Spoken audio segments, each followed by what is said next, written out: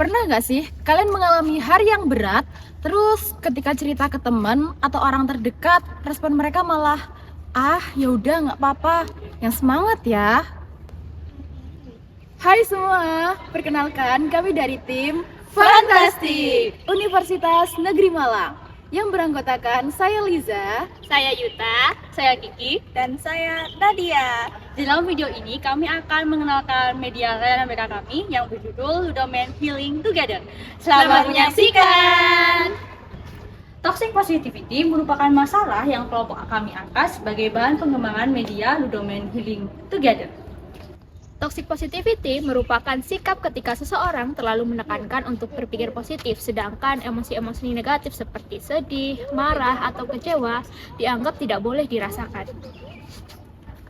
Ada beberapa tanda dari hadirnya toxic positivity di kehidupan seseorang. Pertama, menghiraukan perasaan sulit yang sedang dialami oleh orang lain. Kedua, emosi berupa kesedihan atau kemarahan dianggap sebagai sebuah kesalahan. Yang ketiga, menyembunyikan emosi yang bersifat menyakitkan. Keempat, tidak menghiraukan masalah-masalah yang sebenarnya dimiliki. Dan yang terakhir, mengucapkan kutipan-kutipan positif saat sebenarnya sedang menghadapi situasi yang sulit. Oleh karena itu, kami membuat permainan Ludomen Healing Together. Di dalam permainan yang memodifikasi bentuk permainan Ludo, terdapat kotak-kotak permainan berwarna kuning dan hijau yang nantinya terdapat pertanyaan diskusi bagi peserta didik. Pertanyaan dalam kartu Mind Card berwarna hijau yang lebih berfokus pada aspek pengetahuan peserta didik. Pertanyaan dalam kartu Egg Card berwarna kuning, model jawaban dari peserta didik berupa memperagakan sebuah perilaku yang tidak menunjukkan toxic positivity. Permainan Ludomen Healing Together ini dapat dimainkan oleh 8 pemain yang masing-masing nanti akan terbagi menjadi 2 tim, yaitu tim merah dan tim biru. Beberan media yang kami gunakan berbahan kertas AP 260 berukuran A3. Selain itu, terdapat 24 kartu permainan yang terbagi menjadi 12 kartu Mind Card dan 12 kartu Egg Card. Kartu-kartu ini dicetak bolak-balik dengan bahan kertas yang sama dengan beberan media berukuran 9x6 cm. Selain itu, tersedia 2 buah dadu dan 8 pion yang 4 masing-masing berwarna biru dan merah. Kami mendesain beberan permainan ini di aplikasi Canva. Pertama, kelompok memilih warna yang akan dimainkan, antara warna merah atau biru. Kemudian, meletakkan 4 pion yang sesuai dengan warna lapangan yang sudah dipilih. Setiap anggota kelompok melemparkan dadu secara bergantian. Contohnya, yang mendapat kesempatan melempar dadu pertama adalah salah satu anggota dari kelompok merah. Maka, yang berikutnya adalah giliran melempar untuk salah satu anggota dari kelompok biru. Untuk mengeluarkan pion ke trek permainan, pemain harus mendapatkan angka genap seperti 2, 4, atau 6 dari dadu yang dilemparkan. Setelah mendapatkan angka tersebut, pion ditaruh di kotak yang memiliki tanda panah.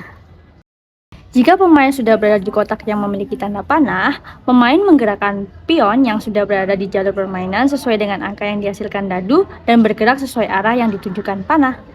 Jika pemain berhenti di kotak berwarna hijau, maka dia harus mengambil kartu Mind Card. Lalu, jika dia berhenti di kotak warna kuning, harus mengambil kartu Egg Card.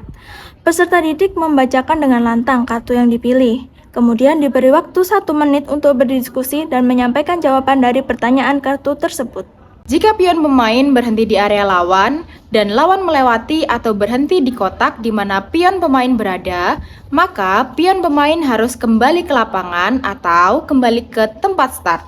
Hal ini tidak berlaku jika salah satu anggota dari kelompok memiliki kartu bebas melaju atau kartu dengan gambar orang berlari.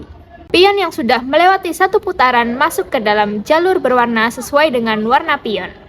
Pion tidak akan bergerak apabila angka yang dihasilkan dadu belum sesuai untuk masuk ke dalam kolom home.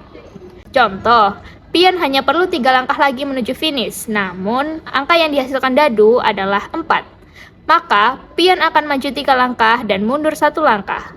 Begitu seterusnya hingga pion berhasil masuk ke kolom home.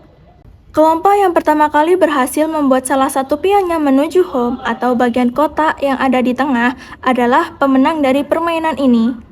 Seperti yang sudah disebutkan di bagian tujuan permainan, maka setelah mengikuti layanan bimbingan dengan media permainan Ludomen Healing Together, Peserta didik diharapkan dapat memahami bahwa memiliki emosi negatif merupakan hal yang wajar, menjalankan semua fungsi dari masing-masing emosi yang dimilikinya, serta mampu mengelola semua emosi yang sedang dirasakan.